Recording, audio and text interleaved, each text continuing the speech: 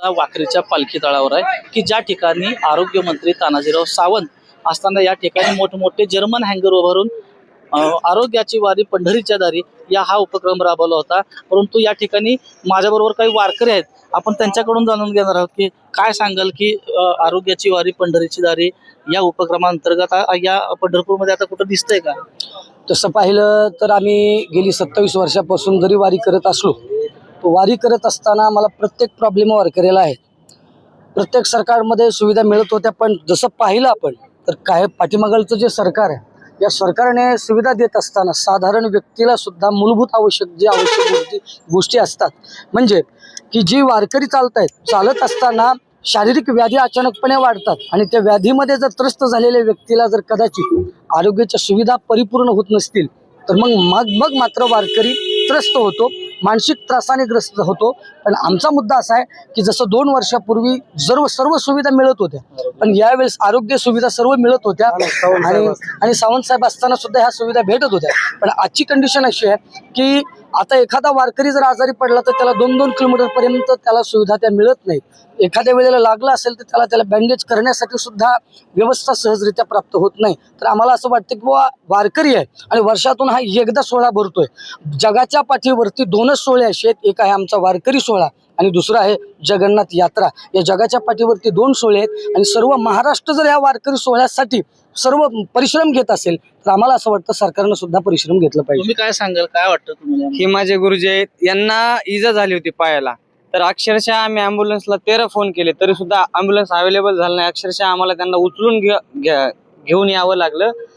3 वर्षापूर्वी ॲम्ब्युलन्सची सेवा भरपूर प्रमाणात होती, तसं यावर्षी आम्हाला वारीत पाहायला भेटत नाही। तानाजीराव सावंत साहेबांनी केली होती त्याप्रमाणे अशी सेवा सतत चालू राहिली पाहिजे ही आम्ही सरकारकडे विनंती करू। आता काय आहे का सुविधा? आता या ठिकाणी आम्ही बसलो, या ठिकाणी आम्ही हातरले जाऊन आता जे पॅन्डल आहे भजन करायचं होतं, आम्ही स्वतः जाऊन हातरले त्यातलं। असं वाटतं, काय वाटतं आरोग्याच्या बाबतीत तानाजी सावंत सारखी नाहीच, कारण मला अचानकच पंढरपूरला आल्यावर मागातल्या 3-4 वर्षामध्ये दिसायला गेलं, म्हणजे चला तिकडं तपासायला आहे गेला। चष्मे मला स्वतः चष्मा दिला बघा, त्यांनी चष्मे वाटप केले का 6 नंबर काढून 1 तास मला प्रत्येक नंबरवर फिरवून। मला काय वाटतं, काय सुविधा हव्या?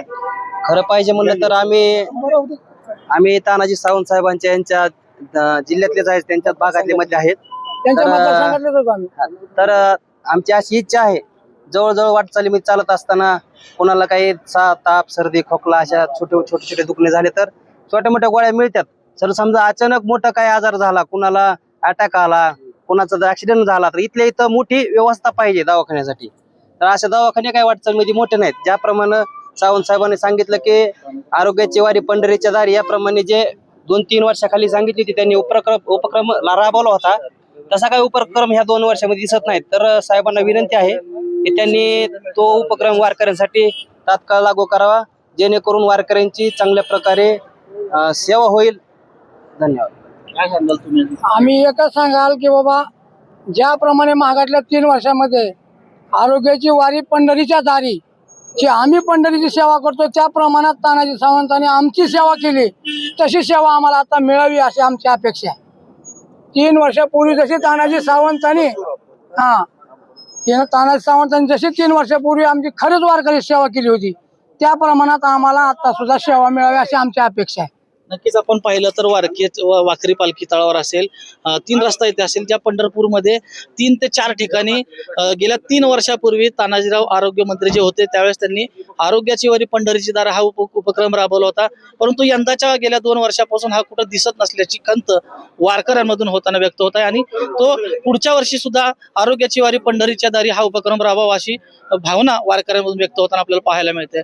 माऊली डांगे, पुढारी न्यूज, पंढरपूर।